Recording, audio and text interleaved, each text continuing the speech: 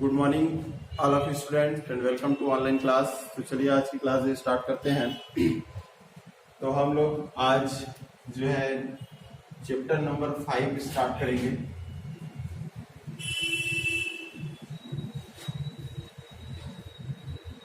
ठीक है, chapter number जो है 5। ठीक है, गति के नियम, गति के जो है नियम पढ़ेंगे।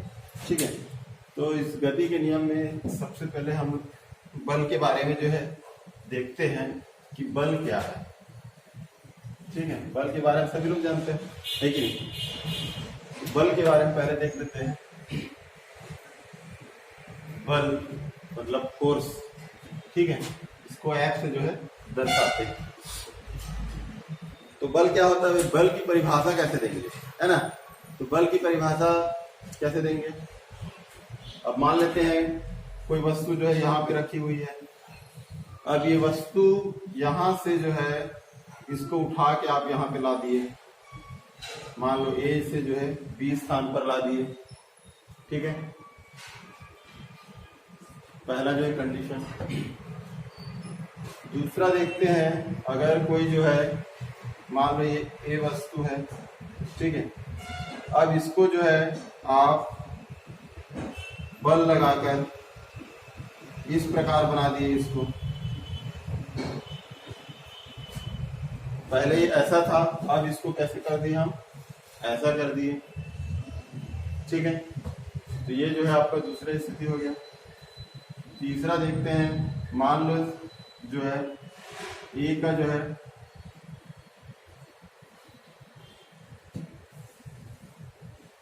ठीक है, हाँ, तो इसी में आप जो है देखो कि इसमें क्या हो रहा है, बल लगाने पे हम मतलब एक वस्तु को जो है यहां से यहां तक हम लाए, मतलब क्या हो गया, इसकी स्थिति में क्या हो गया, परिवर्तन हुआ। मतलब पहले ए स्थिति पे था, अब क्या हो गया, ये बी स्थिति में पहुंच गया। तो ए से बी स्थिति में पहुंचने के लिए क्या करना पड़ा, हमको बल लगाना पड़ा। ठीक है, दूसरा चीज ये है कि ये जो है वस्तु ये है, ये जो है चतुर्भुज आकार में है ना? इसको हम जो है इस आकार में जो है बदल दिए, है ना? इस आकार में बदल दिए। ठीक, हाँ, षष्ठभुज में बदल दिए। तो क्या करना पड़ा हमको, इसमें बल लगाना पड़ा, है ना? चतुर्भुज को इसमें जो है चतुर्भुज को 6 भुज में आपको कन्वर्ट करना है। तो ऐसे देखते देखते तो चमत्कार होगा नहीं, है कि नहीं? 4 का जो है 6 हो जाए। ठीक है, तो कैसे होगा भाई, इसमें बल लगाएंगे, तो बल लगाएंगे तभी जो है ये 4 का जो है 6 होगा। तो यहाँ पर दोनों ही स्थिति में हम क्या किए हैं, हम बल लगाए हैं। ठीक, अगर हम तीसरा देखें, मान लो कोई वस्तु जो है गतिशील अवस्था में, गतिशील अवस्था में, ठीक है, और इस पर हम बल लगाते हैं और बल लगाकर इसको जो है स्थिर कर देते हैं। ठीक है, स्थिर कर देते हैं मतलब कि गतिशील अवस्था मतलब एक अवस्था से दूसरी अवस्था में क्या हो गया, इसके परिवर्तन हो गया। ठीक है, परिवर्तन हुआ कि नहीं हुआ, एक अवस्था से दूसरी अवस्था। पहले वो कौन सी अवस्था में था, गतिशील अवस्था में था, तो उसको हम क्या कर दिए भाई, आपका रोक दिए। रोक रहे हैं मतलब बल लगा रहे हैं, बल लगा रहे हैं। ठीक, तो वो गतिशील अवस्था से किसमें आ गया, स्थिर अवस्था में आ गया। या कोई स्थिर अवस्था में है, मान लो कोई जो है फुटबॉल है, मान लेते हैं फुटबॉल है, वो स्थिर अवस्था में, उस पर हम बल लगाए, पैर से बल लगाए, तो ये क्या है, गतिशील अवस्था में आ गया। ठीक है, मतलब इसकी भी अवस्था में क्या हो गया, परिवर्तन हो गया। तो बल की परिभाषा हम कैसे देंगे कि बल वह बाह्य कारक है जो किसी वस्तु की जो है स्थिति, अवस्था या आकार में जो है परिवर्तन कर दे, उसको हम क्या बोलेंगे, बल कहेंगे। क्लियर, समझ में आया कि नहीं आया बल की परिभाषा, है ना? तो बल की परिभाषा क्या है, इस चीज को देखो, है ना, तीनों चीज को देखो और समझो, है ना? तो बल क्या है, बल वह बाह्य कारक है जिसके कारण किसी वस्तु की जो है स्थिति में परिवर्तन हो जाता है, ठीक है, उसकी अवस्था में परिवर्तन हो जाता है, उसके आकार में परिवर्तन हो जाता है ना, तो उसको हम क्या बोलते हैं, बल बोलेंगे। क्लियर, परिभाषा समझ में आ गया। अब जो है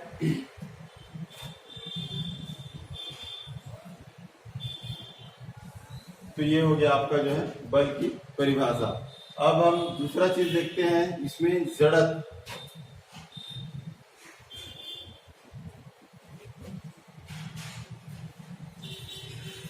हाँ, एक चीज और है बल की परिभाषा में कि बल वह बाह्य कारक है जिसके कारण किसी वस्तु की स्थिति, अवस्था या आकार में परिवर्तन कर दे या करने का प्रयास करे, तो उसको हम क्या बोलेंगे, बल बोलेंगे, है ना। ये दो चीज याद रखना है, किसी वस्तु की स्थिति, अवस्था या आकार में परिवर्तन कर दे या करने का प्रयास करे, तो उसको हम क्या बोलेंगे, बल बोलेंगे। ठीक है, अब कर दे या करने का प्रयास करे, इसका क्या मतलब है, इसका मतलब यह है कि आपने जो है बल लगाया तो मान लो कोई वस्तु जो है ए स्थिति पे था वो बी में चले गया, या किसी पे बल लगाया तो स्थिर अवस्था से वो गतिशील अवस्था में चले गया, या गतिशील अवस्था से वो स्थिर अवस्था में आ गया, ठीक है, या फिर उसके आकार में परिवर्तन हो गया, तो इसको हम क्या बोलेंगे कि बल लगाने पे उसके आकार, स्थिति, अवस्था में क्या हो गया, परिवर्तन हो गया। ठीक, लेकिन अगर आप बल लगा रहे हो लेकिन उसके आकार, अवस्था, स्थिति कुछ में परिवर्तन नहीं हो रहा है, तो भी उसको हम क्या बोलेंगे, बल बोलेंगे। समझ में आ रहा है कि नहीं? जैसे आप दीवार में बल लगा रहे हो, दीवार को खिसकाने का प्रयास कर रहे हो, लेकिन वो अपने स्थान से खिसकेगा क्या, अपने स्थान से नहीं खिसकेगा, लेकिन आप बल लगा रहे हो। आप समझ में आ रहा है कि नहीं?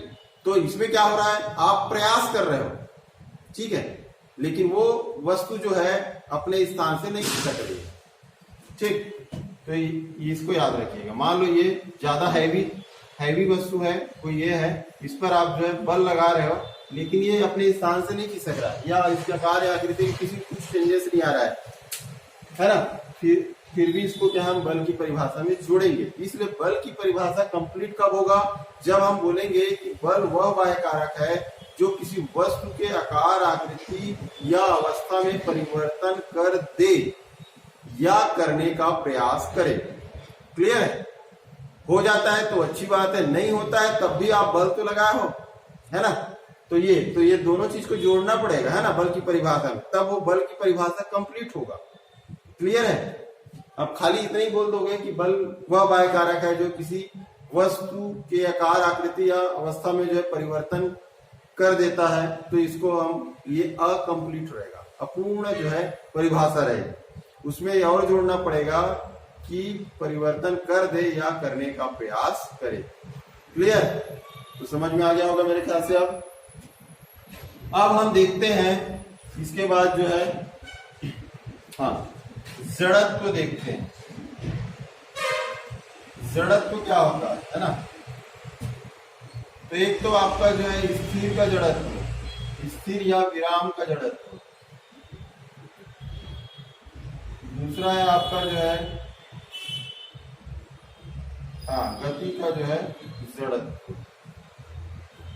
और तीसरा है आपका जो है दिशा का जड़त्व। ठीक है, मतलब कोई वस्तु अगर स्थिर है तो वह स्थिर रहना पसंद करता है ना। कोई वस्तु स्थिर है या विराम अवस्था में है तो वह उसी अवस्था में रहना पसंद करता है। लेकिन अगर आप जबरन उस पर बल लगा रहे हैं तो वो उस बल का विरोध करता है। समझ में आ रहा है कि? तो ये बल जो अवस्था में परिवर्तन का जो विरोध कर रहे हैं, यही इसका जो है जड़त्व है। ठीक है, मतलब जिस अवस्था में रहना चाहता है उसी अवस्था में ही ये पसंद करता है। अगर कोई बाह्य बल लगा रहा है तो उसका विरोध करेगा। समझ में आ रहा है कि? तो ये जड़त्व। अगर कोई वस्तु जो विराम अवस्था में है तो उसको हम बोलेंगे विराम का जड़त्व।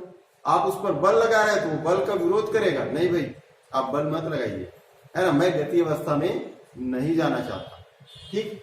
दूसरा है गति का जड़त्व। अगर कोई वस्तु जो है गतिशील अवस्था में है तो रुकना नहीं चाह रहा है वो। ठीक है, अब आप जबरन उसको रोकने का प्रयास कर रहे हो।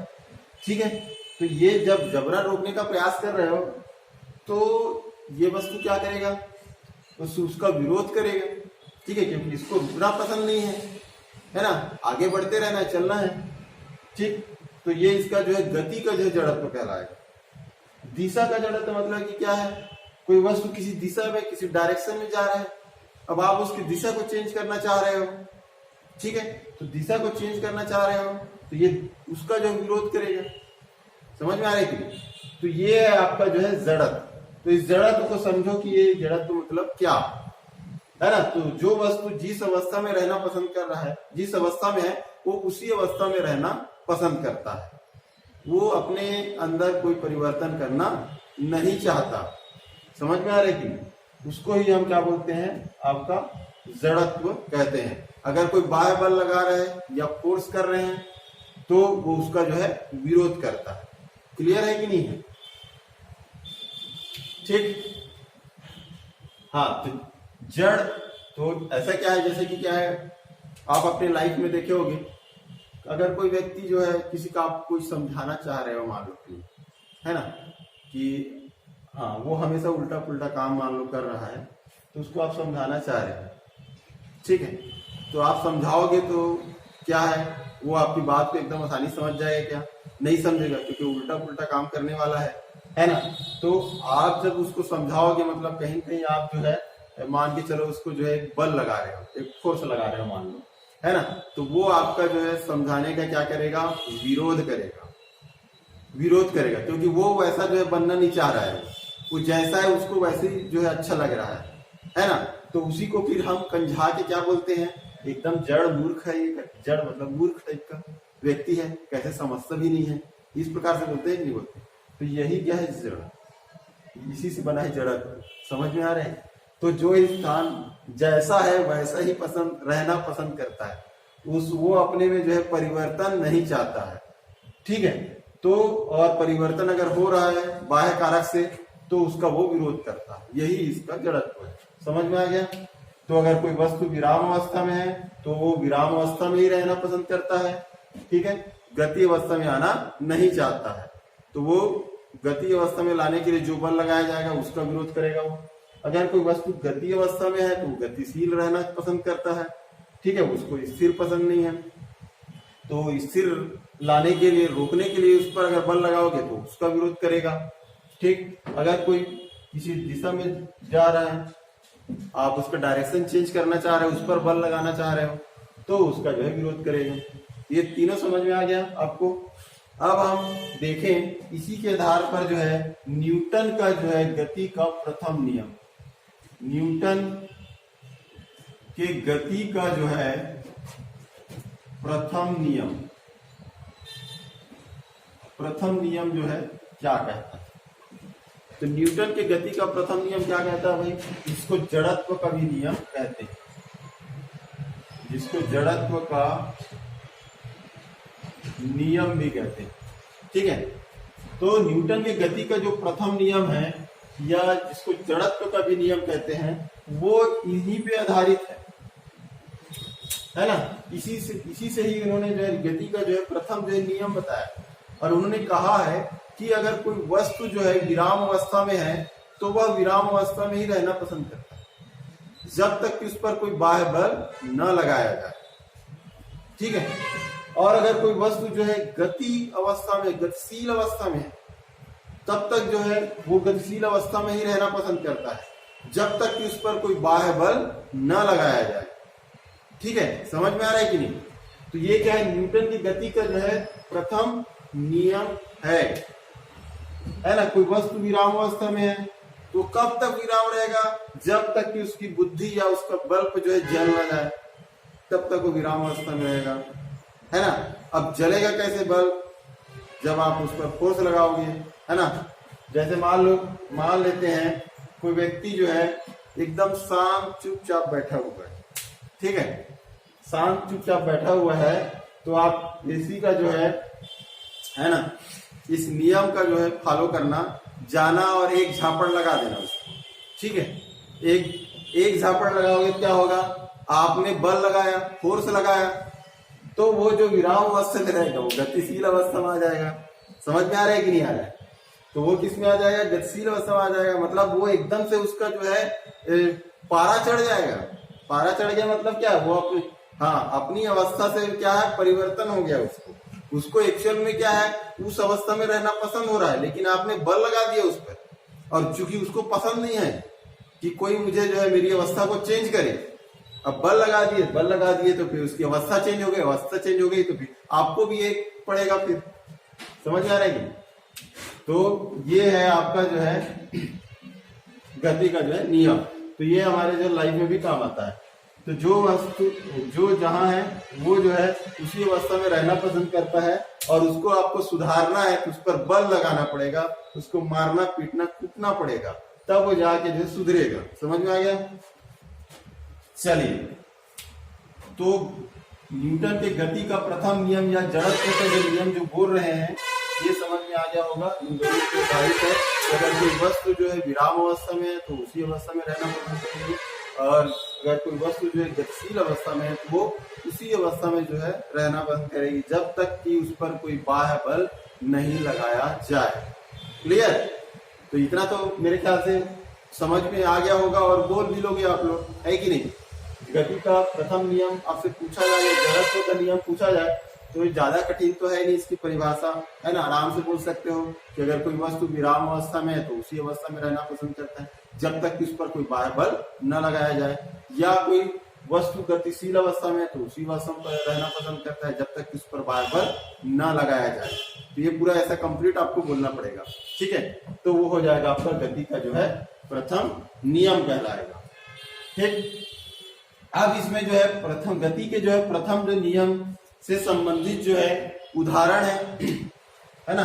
कई उदाहरण इसमें जो है दिया हुआ है कि जैसे कि मान लेते हैं, मान लो एक पात्र है, ठीक है, एक पात्र है, मान लो एक गिलास है, गिलास में जो है एक कार्ड रख दिए, ऊपर में एक कार्ड रख दिए, और कार्ड के ऊपर जो है एक जो है सिक्का रख देते हैं, सिक्का रख देते हैं। और जैसे ही हम जो है आपका इस कार्ड पर जो है बल लगाते हैं, कार्ड पर जो है बल लगाते हैं, ठीक है, बल लगाते हैं तो क्या होता है कि कार्ड जो है तेजी से खिसक जाता है, तेजी से जो है खिसक जाता है। लेकिन यहाँ पे क्या है, ये वस्तु जो है यहाँ पे विराम अवस्था में है, ठीक है, और ये विराम अवस्था में, तो विराम अवस्था में रहना पसंद करेगा। क्योंकि हम बल कार्ड पे लगा रहे हैं, इसलिए कार्ड जो है खिसक जाता है, लेकिन इस पर बल नहीं लगा रहे हैं, इसलिए ये सिक्का जो है कार्ड नहीं खिसकता, बल्कि ये क्या है, गिलास में जो है, गिलास के अंदर चले जाता है। समझ में आ रहा है? तो ये जो है ये प्रयोग तो आप जो घर में कर सकते हो आराम के साथ, ठीक। तो प्रयोग करके देख लीजिएगा। दूसरा चीज हम देखते हैं कि अगर आप जो है मान लो बस में जैसे चढ़े होगे, है ना, तो कॉमन सी बात है ना, बस में तो कोई भी जो है चढ़ सकता है, क्योंकि ज्यादा कॉस्टली रहता भी नहीं है, कहीं इधर से उधर जहां भी जाना है ना, और लंबी दूरी जाना है तो आपको जाना ही पड़ेगा, ठीक है, पैदल तो जा नहीं सकते। तो बस में जैसे आप चढ़े थे, तो आप याद कीजिए, है ना, जब बस जो है स्थिर अवस्था में, विराम अवस्था में, उस वक्त जब आप बस में जो है मान लो के लिए खड़े हो, ठीक है, आपको सीट नहीं मिला, मान लेते हैं खड़े हो, तो उस अवस्था में जो है होता क्या है कि अचानक जब आप खड़े हो तो बस के संपर्क में हो आप, आपका जो है नीचे का जो पूरा यहाँ कमर तक का हिस्सा जो है, कमर तक का हिस्सा, है ना, इसको याद रखिए। तो फिलहाल तो अभी बस जो है चल नहीं रही, रुकी हुई है, विराम अवस्था में, या बस स्टैंड पे खड़ी है, उस वक्त जो है आप देखिए सीट तो कहीं भी मिला नहीं, आप जो है खड़े हो, तो बस के साथ साथ जो है, बस के साथ आपका संपर्क है, ठीक है, और आप जो है पूरा जो है विराम अवस्था में, बस भी विराम अवस्था में, और आप भी जो है बस में खड़े हो, मतलब आप भी जो है विराम अवस्था में, मतलब आप नीचे से लेकर पूरा ऊपर तक का आपका जो बॉडी है, शरीर है, वो आपका विराम अवस्था में। क्लियर? अब बस जो है अचानक चली, बस जैसी अचानक जब चली, इसका मतलब क्या है, बस विराम अवस्था से किस अवस्था में आ गई, गतिशील अवस्था में आ गई, है ना, गति अवस्था में आ रही है। अब जैसी वो गति अवस्था में आई, तो आपके जो है कमर तक का जो हिस्सा है, ये जो है बस के जो है संपर्क में है, ठीक है, तो बस के संपर्क में होने की वजह से क्या है, ये कमर तक का जो हिस्सा है ये गतिशील अवस्था में आ जाता है, लेकिन ऊपर का जो हिस्सा रहता है ना, इधर ऊपर का जो हिस्सा है ये जो है विराम अवस्था में रहता है। ठीक है, विराम अवस्था में जो है रहना पसंद करता है। इसलिए अचानक जब बस जब चलती है, स्टार्ट हो जाती है, तो क्या होता है, हम पीछे की ओर जो है गिर जाते हैं। समझ में आ रहा है कि नहीं? पीछे की ओर हम गिर जाते हैं। जैसे कि बस है, आप जो है मान लेते हैं, ठीक है, ऐसे जो है खड़े हुए हो, ठीक है, ये अच्छे से बनाने नहीं आता, जैसा भी है देख लो, चला लो इसको, है ना। तो अब बस अचानक चली, तो बस अचानक चली मतलब यहाँ तक का जो हिस्सा आपका जो है बस के साथ जो है आगे बढ़ जाएगी। आगे बढ़ जाएगी मतलब इधर खिसक गया, अब इधर खिसक गया, आगे खिसक गया, तो बॉडी वाला जो ऊपर का जो हिस्सा है वो तो यहीं पे है ना, यहीं पे है, तो आप ऐसे गिरोगे कि नहीं गिरोगे? ठीक है, तो पीछे की ओर आप गिरोगे। समझ आ रही है? तो ये जो है गति का जो है प्रथम नियम का जो है उदाहरण है कि अगर बस जो है अचानक चल पड़ती है तो बस में खड़े व्यक्ति जो है पीछे की ओर जो है गिर जाता है। क्यों? तो ये जो है गति के जो है प्रथम नियम के आधार पर जो है ऐसा होता है, जड़त्व के नियम के आधार पर। ठीक है, तो ये जो है कौन सा जड़त्व है आपका? विराम का जड़त्व है ना, क्योंकि बस स्थिर अवस्था में, विराम अवस्था में, आप भी जो है बस के संपर्क में हो, आप भी विराम अवस्था में। अचानक बस चली तो आपके जो कमर का जो हिस्सा वाला जो भाग है वो बस के साथ गतिशील अवस्था में आ जाता है, और ऊपर का जो भाग है वो विराम अवस्था में रहना पसंद करता है, इसलिए वो नीचे गिर जाते हैं, पीछे की ओर गिर जाते हैं। क्लियर? ये हो गया। दूसरा इसी चीज में अगर हम देखें तो बस जो है चल रही है बढ़िया आराम के साथ, है ना। अब आप वही जो है खड़े हो, ठीक है, आपको सीट नहीं मिला, खड़े हो, खड़े अवस्था में हो, खड़े अवस्था में हो, बस जो है चल रही है अच्छे स्पीड से। अब अचानक जो है बस के सामने कोई चीज आ गई, जैसे कोई भी जो है जानवर वगैरह कुछ भी आ गया, तो ड्राइवर जो है अचानक ब्रेक दबा दिया। तो जैसे ही वो ब्रेक दबाएगा तो होगा क्या, आप बस जो है गतिशील अवस्था में है और बस के संपर्क में आप भी हो, तो आपका जो है पैर वाला जो हिस्सा है, नीचे का जो हिस्सा है वो भी जो है गतिशील अवस्था में, मतलब पूरी बॉडी है फिलहाल अभी जो है गतिशील अवस्था में बस के संपर्क में, इस कारण से। ठीक है, अब जब बस जो है अचानक रुकी, मतलब ब्रेक जैसी देखें, अचानक जो ड्राइवर जो है कोई जानवर आ गया सामने तो ब्रेक लगा दी, तो जैसी ब्रेक लगाया मतलब कि क्या हो गया, बस जो रुक गई, बस विराम अवस्था में आ गई। अब बस विराम अवस्था में आ गई तो बस के संपर्क में आपका जो है नीचे का हिस्सा है, पैर पूरा जो है ना, ये कमर तक का, तो ये जो है अचानक से रुक जाता है ना। कमर तक का जो हिस्सा है अचानक से विराम अवस्था में आ जाता है बस के कारण। ठीक है, बस विराम अवस्था में आई तो कमर तक का हिस्सा जो है विराम अवस्था में आ जाते हैं। अब जब विराम अवस्था में आ गई तो फिर भाई बॉडी का जो ऊपर का हिस्सा है ये तो गतिशील अवस्था में है, ये अपने आप को रोक नहीं पाएगा, अपने आप को रोक नहीं पाएगा, तो आगे जो है क्या होगा, झपाएगा। तो आगे जो है जिसके पास होगा, क्या ना, आगे कोई भी अगर कोई पर्सन जो खड़ा हुआ है या खड़ी हुई है जो भी है, तो उस पे जाके वो टकरा जाएगा, है ना, और टकरा जाएगा तो हो सकता है उसको जो है एक आध झापड़ भी लग सकता है। तो ये ऐसी जो घटनाएं जो है आप लोग जो है देखे होंगे, है ना। तो ये हमारी जो है डेली लाइफ में जो है ऐसी घटना होती रहती है। तो समझ में आया कि नहीं आया भाई? आ गया ना? हाँ, तो देख लेना भाई, बस में अगर कोई झपा जाए तो कंडीशन देख लेना, ब्रेक लगा है कि नहीं लगा। अगर ब्रेक लगा है तो बेचारे का जो है गलती नहीं है ना, और नहीं लगा है, जबरन झपा रहा है, तब तो मार खाएगा ही वो। ठीक, चलिए आगे चलते हैं हम। तो ये हो गया। इसमें हम देखते हैं जैसे कि कंबल वगैरह है ना, कंबल को हम झड़ाते हैं तो उससे जो है धूल के कण जो है वो झड़ जाते हैं, है ना, मतलब कंबल जो है साफ हो जाता है। ठीक, झड़ाओगे आप तो झड़ाओगे क्या होगा, इसमें झड़ाते हैं तो कंबल जो है गतिशील अवस्था में आ जाता है, गति अवस्था में आ जाता है कंबल। लेकिन जो कंबल में जो लगा हुआ, जो चिपका हुआ जो धूल के कण